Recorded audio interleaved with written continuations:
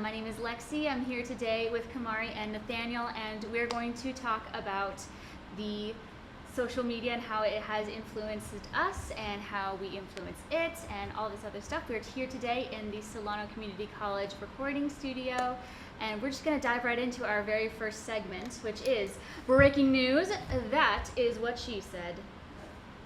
So, social media is far more important and influential than most people realize or want to admit. It touches all different generations, from the younger generations, which we know of, to older boomer generations. Facebook. Anyway, so Yeah. what would you say about it? I do think that the different generational divides between how they view social media is a lot different. Actually, when I was researching, I found that a lot of younger generations use social media as like their main source of like knowing what's going on with the world. According to worldmetrics.org by Anders Lindstrom, he says that about 50% of Gen Z use some sort of social media, like whether that's TikTok, Instagram, Facebook, any one of those as their main source of the news, rather than using any of those like news outlets like CBS, NBC, ABC, PBS, Fox, any of those. They would rather use social media than watching the television. And because of that, a lot of those programs are now going onto social media, and rather than having an anchor talk at you and show you clips and being like, come back at this time, they will just post like short little clips. They'll be like, oh, here's a clip, or like, here's a video of this happening, or like, here's like an article of this happening, and then they highlight certain parts of it, and they maybe have somebody voicing it over, but a lot less of somebody sitting at a desk and having the camera at them and reading a teleprompter. A lot less of that on social media. And did that kind of partially start because of the way that a lot of official news sites, at least right now, are being somewhat Shady. and like suppressing news a lot? I heard actually that other countries are reporting on our news more and better than we are, including things like what's happening in Minnesota. Yeah. And another thing, I would not have known about specific world events if it were not for my VPN and going onto social media for other countries. Like, I did not know that there were riots in France over the official retirement age going up to almost 90. Yeah. Or was it 80? I think it's 80. 80, sorry. 80. That's right. And the people were so mad. They started chanting in French, obviously. We used the guillotine before. We're not afraid to use it again. Yeah. And in Germany, there was something to do with the farmers. They made the percentages of what they had to give for taxes, I think. They had to do more of that. So they used their tractors to completely stop traffic. They went to the local government buildings and tossed in used hay and liquid manure just in protest. And I don't know where it went from there. I just remember seeing that video and just thinking, wow, we could be doing maybe a bit more. But then again, I did see protesters in Minnesota and whatnot against ICE using fireworks against them, which is kind of interesting. Have you seen anything like that? I tend to like try to stay away from the news a little bit. I feel like kind of like that divide of where like how our news kind of reports versus, let's say, like somewhere out of the country. I feel like for the most part, most news programs have a narrative they want to spin, or they kind of have like an overarching view of the world that they want people to believe in. Like a bias. Yeah, so it kind of skews what they put out or the way they put the information out. Which outside of that, it's like when we report on other countries, it's like face value. We don't really care about them like that unless it's something that's like, the reason why we bomb a certain place or whatever is because of this XYZ, you know? Yeah. When in reality it's over money and stuff like that doesn't matter, but they want to spin it to where, okay, we support this, we support senseless manslaughter, which is dumb. But that's kind of like the reason why I feel like there's kind of like that divide and where we don't feel like we can get credible information. And that's why I understand why certain people will go to the internet to get their information from people specifically in those areas, because it's a more personalized, realistic viewpoint even though other people can still lie, but if you have multiple people saying the same thing from a specific area, it's most likely what's going on. Yeah, Right. that reminds me of the negative impacts, the negative side effects of social media were Mhm. things like where people can still lie. So things like conspiracy theories that that are not grounded in reality, like how it's like Like that bird flu that happened a few months ago. I remember my dad's a farmer. He has cattle and chickens, and my aunt, who doesn't really know anything about that, but spends a lot of time on her phone. There was like this like conspiracy going around that I hadn't even heard of. That was like talking about like this bird flu that like people were like setting fire to like their coops and stuff because it was so bad, and it was like it was getting in the eggs and would have been really bad. And so she like asked my dad about it. She was like, "Is there like this bird flu going on? And like, is this like actually a real thing?" And my dad was like, "What?" He was so confused. He was like, he knows a lot of like he knows a lot of farmers. That's like his job. And so he totally had to like take a step back, and he was like, "No, I think that's a conspiracy theory. Like, there's no way they're like setting fire to all of their coops and stuff. Like, they would just get rid of the chickens." it feels like the whole thing of injecting bleach in order Yeah. to get rid of the coronavirus. But like Or there it feels like a bad game of telephone. yes, exactly. Like, I feel like somebody was like, "Oh, we need to burn down the coops," like as a joke, and somebody took that and ran with it. Is kind of what that felt like. Oh, it's because people on social media don't always, like the good people do, but they don't always cite their sources. And Yeah. because of that, you don't have the concrete evidence. That's how we get the ball rolling in things like anti-vaxxers. Because as long as vaccines have been around since like the late 1700s, there's always been at least some people who are like, no, it brings the illness, do not get rid of it, because we didn't know entirely what was the cause of illnesses back then. Yeah. But that being said, there's also people who just in general are not believing in scientific fact-based information. You know, people like flat earthers, dinosaur and evolution hoaxers, but yeah, anti-vaxxers, because the internet is a wonderful thing. It gives us so much information all at our fingertips. However, it's a double-edged sword because anyone can put anything on the internet. Yeah. That's why we don't use Wikipedia as a credible source, because anyone can add to it. So Yeah.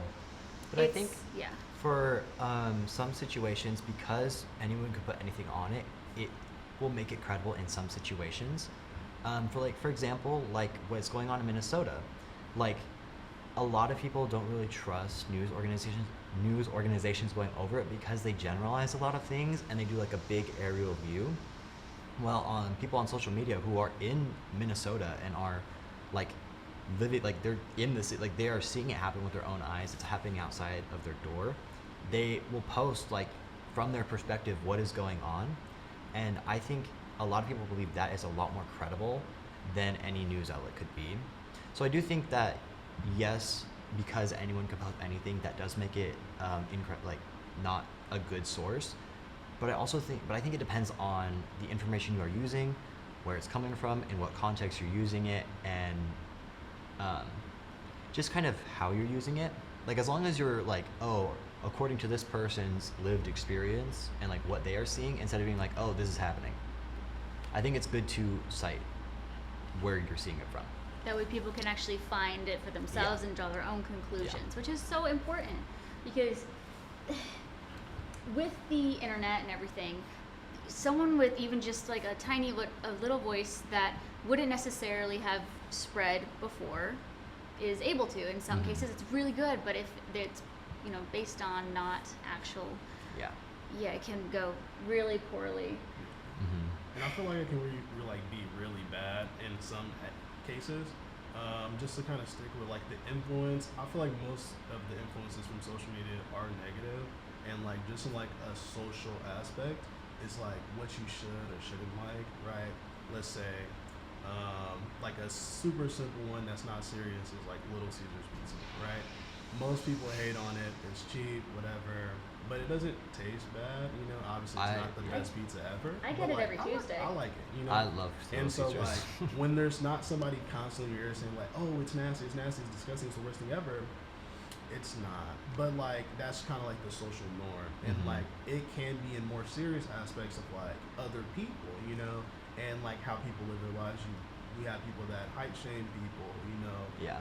weight shame people for being too skinny, too big, right? You're too short. Oh, you're tall for nothing because you don't play sports. You know what I mean? Like Yeah. all these different aspects of like putting these things on other people that we get negatively from the internet, because most people, like I know a lot of people, they can say they wouldn't date a bigger woman, right? Or like a bigger guy, but then like you'll see them in person, like when they're on their own, you'll see them talking to somebody like that, or you'll see them trying to date somebody like that because they don't have that social aspect of them telling them, hey, that's not good for you, Yep. I- There's to quote a musical by the name of Be More Chill, a shared negative opinion is the fastest social bond. You want somebody to like you, hate what they hate. So it's a lot of it is just wanting to belong, which, we're social creatures. That's kind of Yeah. how we go typically, which is interesting.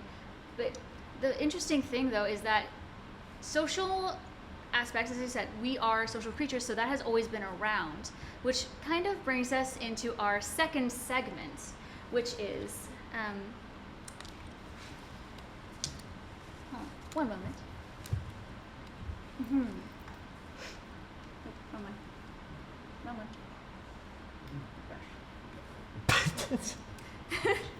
The very first, so our second one is Get Ready With Me, Historical Social Media Edition. So, social media has existed as long as writing has existed. As gossip is spread for the purposes of news and entertainment, we have, obviously personal letters, going from person to person, that kind of, because it's media Yeah. and that it is Mhm. social. But there's also things Newspaper. like political graffiti that we have seen from like ancient Greece. That is, hey, this group of people supports this person, vote for him now, kind of a vibe. But most importantly, at least for me, was scandal sheets. This is like one of our very first times where we actually see, gossips being spread in a written form as widespread as it was. It was similar to modern tabloid magazines with, paparazzi and, gossip that may or may not be true. But the point is, everyone was talking, and Yeah. people would join things like forums, if you recognize that word, to actually share those opinions and debate them and whatnot. You, I believe, have some insight for us. Yeah, just a little bit. Obviously, like with the whole social aspect of media, it becoming more prevalent online, that was kind of like their whole get up. They're like, oh, the internet's this new cool thing. It's going to help you connect with people, right? With emails, then the early days of forums. You've got right, mail. chat rooms, right? So that's kind of like how it like began, but obviously there wasn't like a specific social network site for it, Not like we so- have like apps now. yeah, like apps now or like websites now. So like the first like original-ish websites, because you really don't know which one's the first one unless you really just go back and look. But the first couple of them, so from David Squires from the University of Southern California, he actually wrote in a paper looking at the history of social media and social network sites.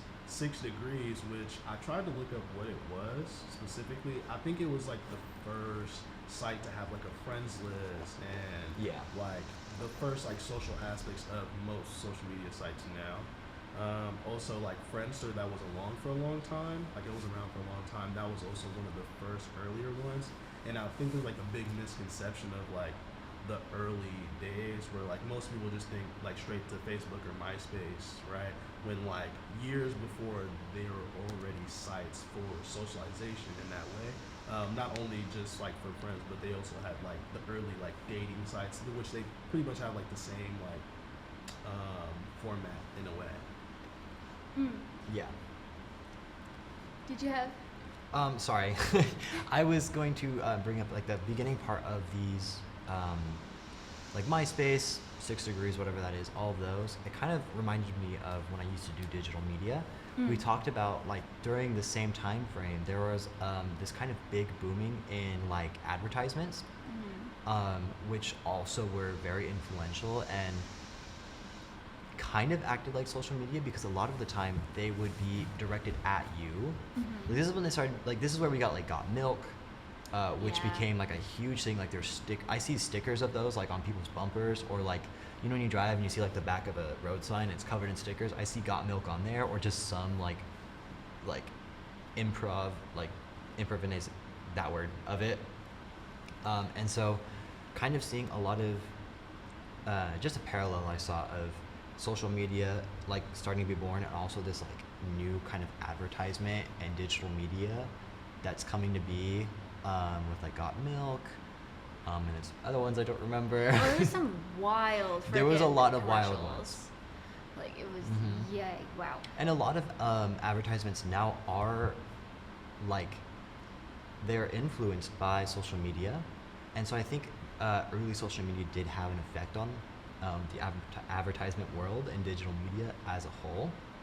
I mean, earlier today you sent us an actual advertisement that was like, that had to be based off of social media. Like, there's no way Yeah. that some writer came in and was like, oh yeah, like that's, yeah, I came up with this on my own. For reference, we're not going to show it because we don't want to get in trouble. But basically, it was for Wiener Schnitzel, and it had to do with how to eat a corn dog.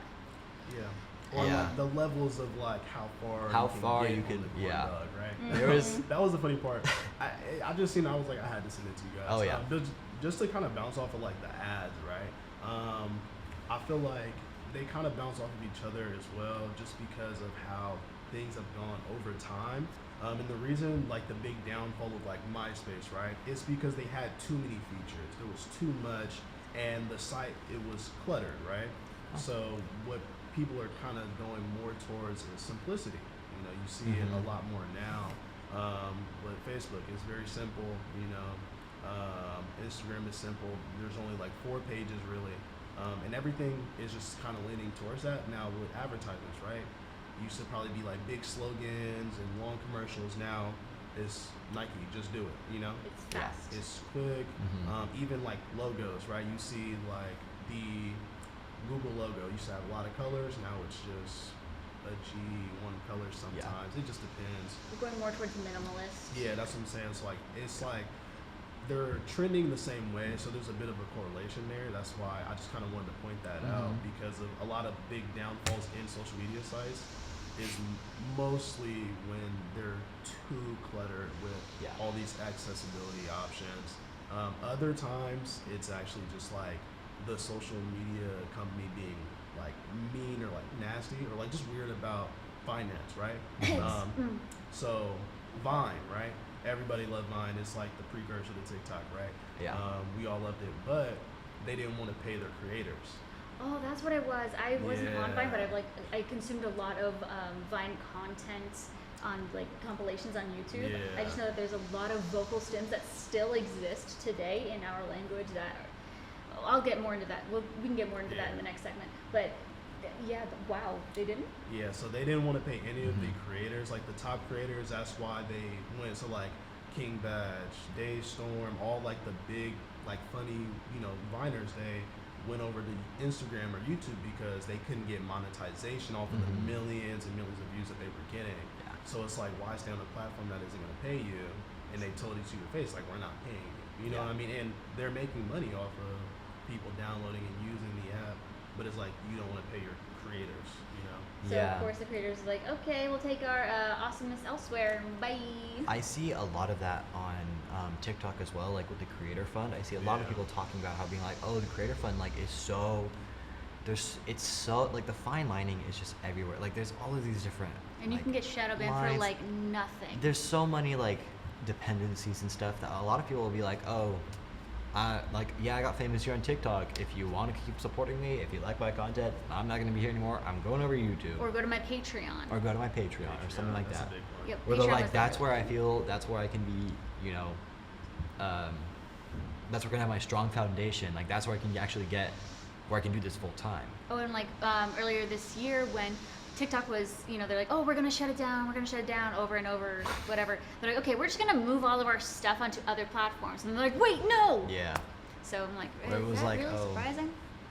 Yeah, I think it's TikTok, because so many people are on it, and I think it holds a majority of the spotlight for people's attention. But like older generations think that it's just dances for some reason, because it did start off like it was merged with another one called Musical.ly, which Musical.ly. was a majority, the majority of it was like dances and music, hence the name. And so when it got merged, it got like that kind of that reputation for the dancing, but it's not really as common now. Now when I go on TikTok, I'm always either seeing music, world news, or like skits, which that is a really big one now. It's become, I think, maybe it's just my For You page and my algorithm, how it just, like, obviously I spend more time on that part, so maybe it just pushes that part out more to me. But I feel like I do see a lot more news than I have in the past. I do think that might be a little, that might be foreshadowing, who knows. It might, it's probably because of the algorithm. The more you interact with something, even if it's just going to the comments and interacting with someone there, you will get more of it. Ironically, though, one platform that was really popular doesn't have an algorithm at all, and that's Tumblr. And I'll get into more about this later as well, but Tumblr has had kind of, not exactly a chokehold on us, but it definitely has had a lot of influence. It's been there and people don't realize it. Yeah, and because like. it was seen as like niche, like, and it had the reputation of like, oh, it's for people who think they're not like other people. Like, no, we don't feel comfortable in front of a camera, so we're going to type out our thoughts. And it ends up becoming memed and read in YouTube videos. Yeah, it's a forum, exactly. I do believe that the forums, because like that, as I said before, that word, we think of those as online spaces where people can talk and debate, when that started in real life, in where people would come and congregate and talk about their stuff. To a physical building. Right. Like they'll come to a physical building, or maybe just outside, and they'll just, have those debates, have those conversations, face to face, like we are now, rather than, typing on their computer and having a screen in front of them. Yeah, exactly. And what's interesting though is women were not really allowed in forums for the very longest time. So instead, we had to figure out other ways to do it, like say in a knitting circle, which it's before TV, before social media, and all of that. Women had to make clothes mostly for their family, so they would just sit and crochet or knit. And honestly, for people who have never done that before, it is kind of boring. If it's not something that you're like, oh my gosh, I get to learn a new stitch, so exciting. If you're not like that, then you're gonna get bored. So that's why people who crochet and knit and do handiwork like that, they will watch something or talk to someone. That's why knitting circles were. They would just, a bunch of women would come together and be like, so did you hear the latest gossip? Okay, let me tell you all this. Like, oh, I don't know how to do this thing at home, like how to clean this one thing. How do you do that? Or, oh, I'm thinking of maybe marrying this person, but I don't know. Do you know anything about them? Things like that. You'd go for life advice, for even just like political, like, hey, I don't know how to talk my significant other out of this bad decision. What should I do? Yeah. Which now we actually see in things like TikTok, where like you ask a question and people will put answer. Up their camera and they'll be like, hey, I have a question about let's see, I don't know, like, how do you do this thing? And then they like show it or something like that, or like, oh, my husband did this, what do I do? Yeah. Like, exactly. Stuff like that, and people will respond in the comments and be like, oh, this, or like, oh, maybe this happened to me and I did this, or oh, I don't have any experience with this, but my friend said this, and stuff like that. Right, exactly. And that's something that we have done for centuries, but we don't. It's always been like, oh, that's for girls. Like that's like a girly thing that like they're just talking about nothing. Like, no, wait, if anyone's seen Bridgerton, how the first season, how they were able to get rid of a nasty person. I'm not going to talk about much about it in case someone hasn't seen it yet, but someone hasn't seen it yet, but they get rid of a nasty person by not sneaking around, but by making discreet questions of his household staff, and they're like, so anything interesting about your employer? And they're like, maybe. and they started gossiping. The women like, we'll do what we do best. We'll talk, and that got back to the scandal sheets, and it got really big. So he had to go and scurry off, which is lovely.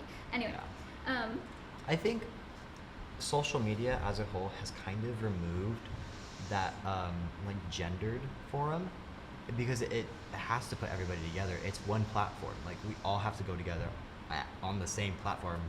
I mean, you can choose not to download it, but you're still going to hear something about it, and you're going to still have some sort of effect on it. Because, like, if you didn't have TikTok, but I was like, oh, Lexi told me this thing, and I just talked into a camera about it, and be like, oh yeah, my friend told me this, but like, I don't name you, you're still having some sort of interaction effect on it. Yeah. And if someone tells you about a video that they saw, oh, congratulations. Like, oh, I saw this funny video that reminded me of you. Yeah, because even if you were not directly in contact with it, you Yeah. are at least some tangent. You are Tangentially. in some way connected to it. All right, so I believe it's going to move us into our third segment, which is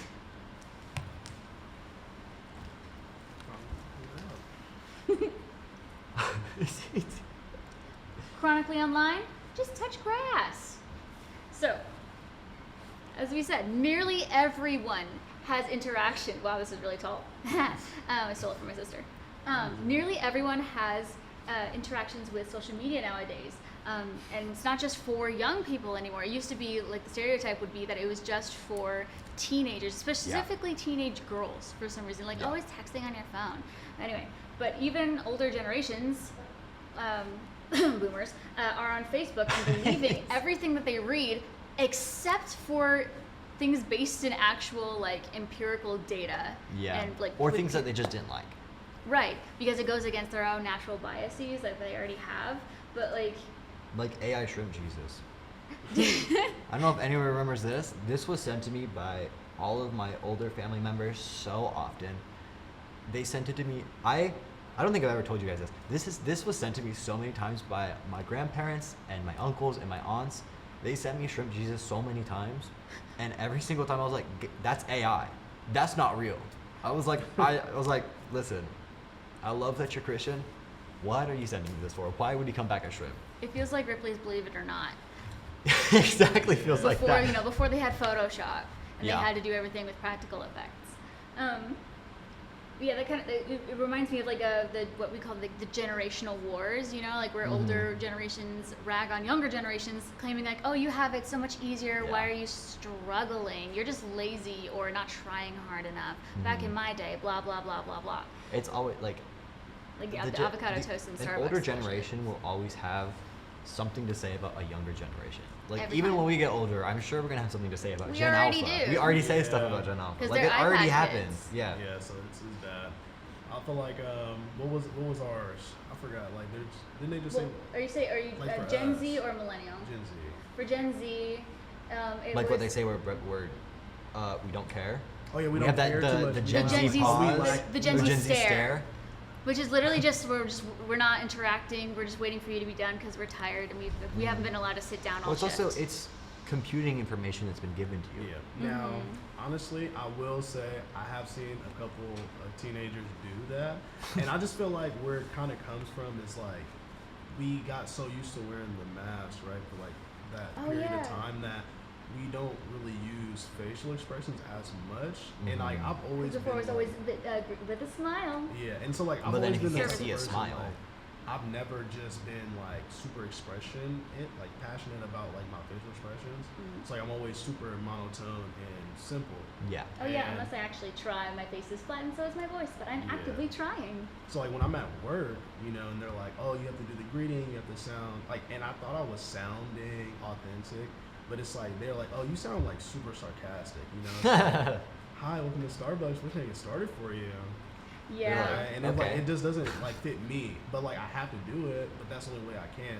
But I Yeah. just feel like with younger people, like they lack the social interaction, and like a lot of people they don't interact with random people. Like a lot of people have anxiety about that now. Well, especially because of when- COVID, because it was Yeah. online learning, so they didn't have that social interaction to teach them. Yeah. So then, like, when you go up to somebody, right, and they're like, "Oh, order your drink," and I see it all the time, like They a go, little "What?" kid or like somebody that's younger, the parent be like, "Oh, tell him your drink," because they don't want to like say this intricate thing, right? and then they're struggling to even talk to me, or they'll just like sit there. It's also good practice though, because unfortunately I grew up as part of the like you go to your doctor's appointment with your parent as a like mid teenager, like 15, and then you just kind of like the doctor asks, so what's wrong? And you just look at your parent because you're so used to them like doing it for you. That's one of the reasons why they're like, tell them what you want, because it's to get you used to that interaction. Yeah. Unfortunately, you have to start somewhere. But with the generation role, with the whole like oh they're just lazy, they're just not trying hard enough, blah blah blah blah blah. There are Or they even have it articles. so easy, stuff like that, when they're like, Right. oh, you have it so easy. Back at my uncle does that all the time. Yep, there are like it's insane. It's like Every things time. are different now. Yeah. In fact, there are articles that are even pushing that narrative of like, oh, this just. Some are getting such backlash that they're actually changing retroactively what it says. So like, I found an example of this, which is a Business Insider article by Lakshmi Varanasi. I don't know exactly how to pronounce it. I feel Lakshmi. bad. Lakshmi Varanasi. Varanasi? Varanasi. It was originally published on April 7th, 2024, but was updated on October 12th, just 6 months later after receiving a huge amount of backlash as the article went viral across social media platforms like TikTok, which is where I actually originally found it. The original title was changed from Millennials and Gen Z's trendy new splurge, groceries, to Feeling the pinch, groceries became a splurge for millennials and Gen Z, which is a much more realistic to the situation rather than the rage bait kind of a thing. Yeah, rather or than like, making it sound like as if it's like they're like, oh, I'm gonna buy extra groceries or something like that. It's like, no, groceries has become the splurge, because I mean, not everybody can do that. Oh yeah, that's definitely what it became. But I believe in the original, before they changed it, it was that companies were worried because they're not because consumers are not spending on luxury items as much anymore. Yeah. Instead, they're buying groceries instead, and then making it a whole thing, because like for a time during COVID, everyone was like, let's make your own bread kind of a thing, which Yeah. honestly is a lot easier than a lot of people think it is. It's just because when sliced bread came out, people are expected to work more. It's the easiest thing since sliced bread. There's no time to do that. There's like there's all the boomer clickbait stuff as well. Uh-huh. And I think there's just clickbait in general too. I think, our generation has kind of like become built in with this like online knowledge. I was talking about this before, but I was like, I feel like we come in built in with like this kind of like language, like when we can, but it's like visual. Like you see things and you're like, oh, I know that's fake. Like you don't need to like even like go into it that deep. You're like, oh, I know that's fake. Like it's so obvious it's fake. And then other people will be like, how? You haven't gone into it at all. Like I do that with my parents sometimes. Well, they'll show me something. I'm like, oh, this is very obviously like fake or biased or something like that. because of the language that It's the language they use, the photos they use, how there's like not really any citations going on. Then Like you a want- quick scroll and I'm like, oh, okay, this is probably not even that great. It's probably just someone's opinion rather yeah. than fact. It kind of reminds me. I don't know if anyone in the audience has watched Has Been Hotel at the end of Season. only first season. Okay, in the end of the second season they do like because you know how in the first season they have like the news there, and now Yeah. they're in the second season they utilize that a lot more, and at the end they have like a news report where it's completely different narrative than what actually happened, and yeah, that's a whole thing. But as we are moving towards the end of our podcast, I want to cover one last thing before we sound off, which is microtrends. Yes, So the 15 'cause minutes of fame kind of a thing before You have your 15 minutes of fame, micro trends, because trends are like the 80s, the 70s, the 60s, like the They're 90s. big. They're They're- like a decade long. That's a trend. And at the shortest, it was like a season. Yeah. Like your clothes for the new season, kind of a thing. Yeah. And the reason like why the school season, like you gotta buy this the new thing trending for your school season, stuff like that. Mhm. Yeah. And what's really interesting though is that people just see like they're just trends. They come and they go, no big deal. But like things that are like that one strawberry dress last summer that had a chokehold on everyone. That the whole thing about cottagecore. But it's more than that. Like we talked about Vine before, and how some of the videos got really, really popular, and how they affected our very language into what people in the neurodivergent community. My brain wanted to say communications. The neurodivergent community, which is vocal stems, where we just something happens and you just say something. Yeah. I think for a long time, one of the really big ones was like, and they were roommates, or Yeah. like Or- yeet, or things like that. Or just like, oh, this is tragic. Alexa, play Despacito. You know, things like that. We're like, you are you. Guess I'll just die. You know, just things that you say in the moment. It changed our very language, how we interact with each other, which I think is a lot more important than people seem to realize. Like with your hat, Shrek, a movie that really affected our brain chemistry growing up. How we there's a movie Juno. I know you haven't seen it yet. It's on your list, but it's like a time capsule for all of the ways people spoke in around 2007 when it was released, based on the media that they were consuming. It's actually rather interesting, at least to me. Yeah. Did you notice anything like that? Yeah, I mean, like, to be honest, I feel like it's even worse now since, like, the apps just let you scroll and scroll. Yes. Which me and my friends, we come up with lingo all the time. And it's kind of funny. I'm not going to say, like, we created this term. But I just remember one of my friends using the term burger, right? He, like, called someone a burger. And I'm like, what does that mean, right? Basically calling somebody lame or a nerd or, you know, like, you're weird, you know, like. And it's actually like a popular term now. So like musicians kind of like YouTube music, like Dax or KSI, people like that, they call their music burger music. Like people that listen to their music are burgers. And I just feel like it's just super weird, but like that's just me and my friend group, but we kind of like use the term in that like same negative context. But like when you have like internet trends where like people can spread their information like super quick, people pick up on things. Like we're creatures of habit, so like the more we see something, the more we hear something, the more we want to use it. Like I catch myself using like internet acronyms in real life, you know, Yeah. like, or I use them IRL, right? People say IRL now a lot. I say instead IRL of just all the saying time. in real life. Or like sometimes somebody says something, I'm like, LOL, bro, like that's so funny. Yeah. Because Right. we're so used to seeing it like that. A lot of things that like sometimes like vocal stems is like the way something sounds. Like I really like using "No, the sun is a deadly laser" whenever I talk about needing to use sunscreen because Yeah. ouch. Yeah. But there's other ones like from Tumblr specifically, like when someone says like, "Oh, I beg to differ," then beg. Yeah. Just things that just you have an accent kind of depending on which platform you're using the Yeah. most. That said, I believe we're kind of running out of time now, so I believe we're going to wrap it up here for today. Thank you so much for joining me again. My name is Lexi or Alexia. This is Kumari and Nathaniel. Thank you again for watching our Lost in Translation social media podcast.